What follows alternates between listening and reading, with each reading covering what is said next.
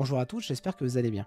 Je vais essayer de répondre aujourd'hui à une question. Comment les Weasley sont liés aux Black? Si cette vidéo vous plaît et vous intéresse, n'hésitez surtout pas à vous abonner. Ça me ferait énormément plaisir et surtout ça récompenserait un travail qui est quand même assez conséquent. Il faut tourner, monter, faire pas mal de recherches, ensuite il faut écrire un script. Enfin bref, c'est assez compliqué, donc j'espère vraiment que ça vous intéressera et que ça vous plaira. On y va. Les Weasley et les Black, l'alliance interdite. Imaginez deux familles, l'une représentant tout ce que la noblesse sorcière a de plus ancienne et sombre, et l'autre incarnant la chaleur et l'acceptation. Les Black et les Weasley, deux familles que tout oppose. Du moins en apparence, car un secret coule dans les veines des Weasley que nous connaissons. Cette histoire, c'est celle de Cedrella Black et de Septimus Weasley. Une histoire qui nous montre que parfois, l'amour est plus fort que le sang. La noble maison des Black. Pour comprendre l'ampleur du scandale, il faut d'abord comprendre qui étaient les Black. Les Black ne se contentaient pas d'être des sangs purs, ils étaient les gardiens de la pureté elle-même. Dans leur manoir du 12 Square Grimord, une tapisserie magique retraçait leur lignée sur 7 siècles. 7 siècles de perfection appliquée à tout prix. Parce que oui, pour maintenir cette pureté, les Black n'hésitent pas à rogner leurs propres enfants. Un mot de travers, une fréquentation douteuse, un amour inapproprié, le sort en était jeté. Leur nom était brûlé de la tapisserie comme s'ils n'avaient jamais existé. Parlons maintenant des Weasley d'autrefois. Les Weasley, eux, étaient totalement différents. Septimus Weasley venait d'une famille qui croyait que la magie n'était pas qu'une question de sang mais de cœur. Une famille qui préférait la chaleur d'un foyer aux froides commodités de la noblesse. Mais Septimus avait quelque chose que bien des sangs purs n'avaient pas, le courage de ses convictions. Et croyez-moi, il va en avoir besoin. La rencontre qui changea tout.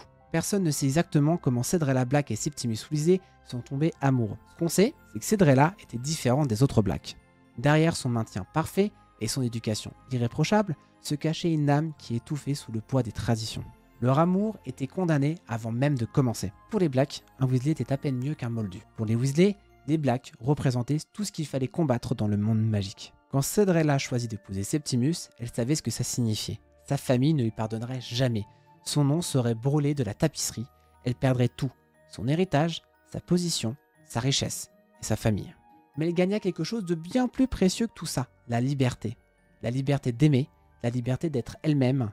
Et sans le savoir, elle pose la première pierre d'un changement qui allait affecter tout le monde magique que l'on connaît aujourd'hui. De cette union scandaleuse naquit Arthur Weasley, oui, ce Arthur Weasley, le père de Ron, Ginny, Fred, George, Percy, Charlie et Bill.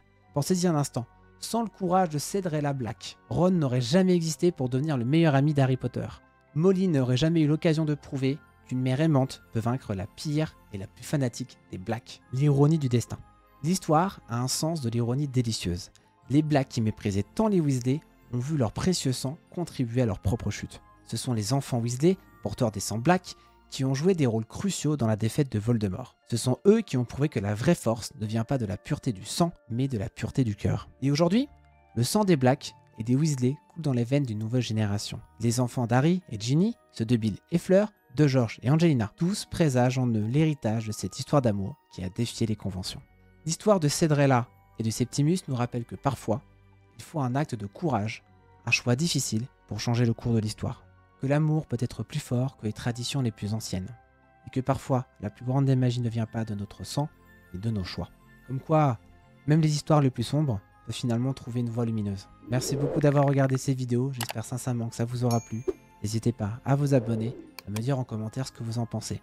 J'ai beaucoup travaillé sur cette vidéo, j'ai peut-être dit énormément de bêtises aussi, mais je fais toujours de mon mieux pour vous divertir. Merci beaucoup, et je vous dis à très bientôt. Ciao.